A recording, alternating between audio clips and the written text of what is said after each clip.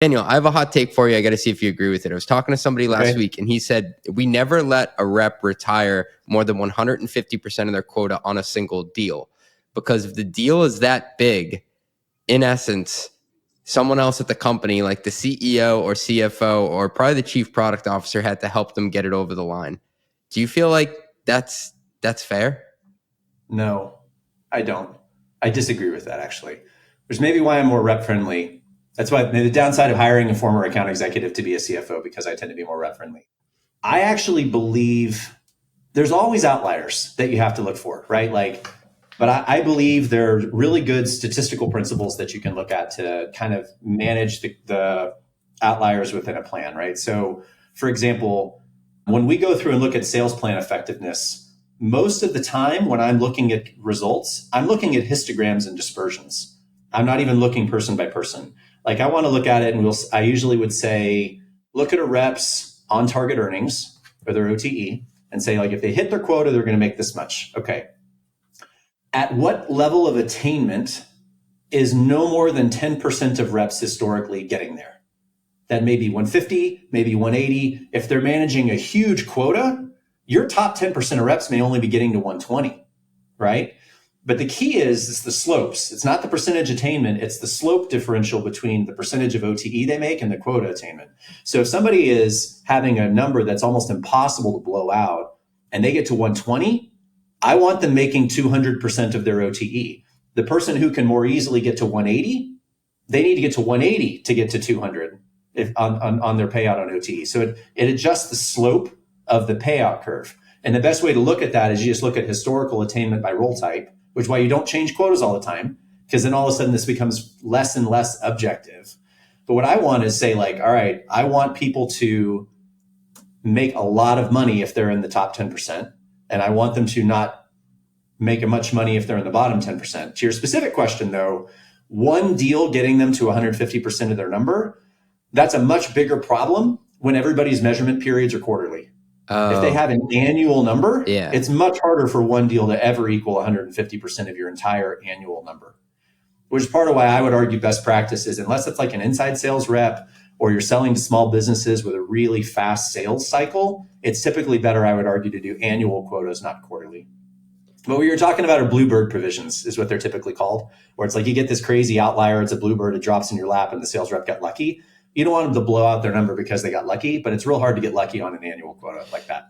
Does that make sense? It does. And what the person was trying to give to me as a scenario is, let's say it is an annual number. Let's say the rep's quota is $1 million for the year, and they have an account that's linked to them that by luck, they're assigned that account, and they want to buy $2 million worth of software. So it's an enterprise deal. He said, there's no way that rep is going to be able to close a $2 million deal without the support of the product team, without the CEO stepping in and taking a couple meetings. And I'm like, well, isn't that kind of almost like punishing them for... Yeah, but don't you want them pulling in the CEO? Yeah, that's what I thought. Don't you want them calling in the product leader? Like, I don't know. Like, I remember when I was in sales, there were certain people I would not allow to join me on a sales call because it was ridiculous. They would say stupid things. I'd have to pick up the pieces after they were done, and I just cut them out. Like, I know I'm supposed to include you, but you literally recorded my last meeting and told the customer you're going to record them like it was a freaking deposition. You're never going into one of my accounts again. I remember having this conversation with somebody. And like, there's no way. I don't want them feeling that way about people they should be bringing in because they're like, oh, I'm not going to involve our chief revenue officer because as soon as I do, it's going to be argued I didn't do this myself, and therefore finance is going to come in and cap my attainment. Like, I just think it creates a weird, bad incentive system for the whole company. Now, for everybody, yeah. Now, if there's somebody who'd been working a deal for a year, and then for whatever reason they left the company, and then you stepped into an open book a week before it closes, okay, well then that's an open book coverage question. There's always like policy to smooth the outliers that I think you can do, but the principle of your hot take I disagree with. There are outliers I think you need to manage for. But in principle, no, I think you want to create an incentive system where people involve all the heavy guns they can get to help close important deals. So if we were to summarize the hallmarks of a good sales compensation plan, it sounds like annual is one of those big tenets, right? Your quota period should try to mimic as much of the pipeline length as you can, but err on the side of annual. Otherwise, you can end up in a situation where They blow out 2 quarters, miss 2 quarters, but the 2 they blow out, they're in accelerators. So on an annual basis, they're above their total target compensation, but they may miss their annual number. That's a good way to jack up your sales and marketing efficiency. What other qualities would you call out? I would say the dispersion issue. Like, top reps should make a lot of money, and you shouldn't feel bad for paying the top reps a lot of money.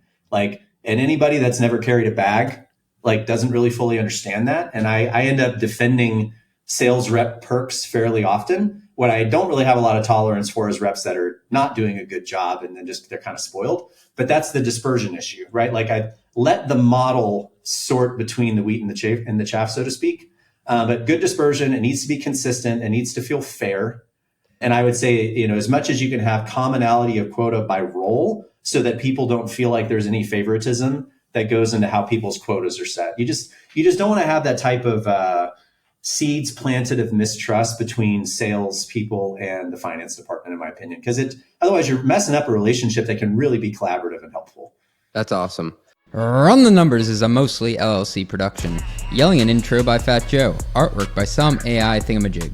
Podcast and video editing is done by Cleancast at cleancast.io. Nothing said on this podcast is intended to be business or investment advice. It's the sole opinion of me, a guy who feeds his dog too much ice cream and has a history of net operating losses, LOL. If you like this podcast, please hit subscribe. It would mean a lot to me. And also check out mostlymetrics.com. That's my newsletter where I explore business models and financial metrics. Thanks for riding with me. Share this with your friends. Peace.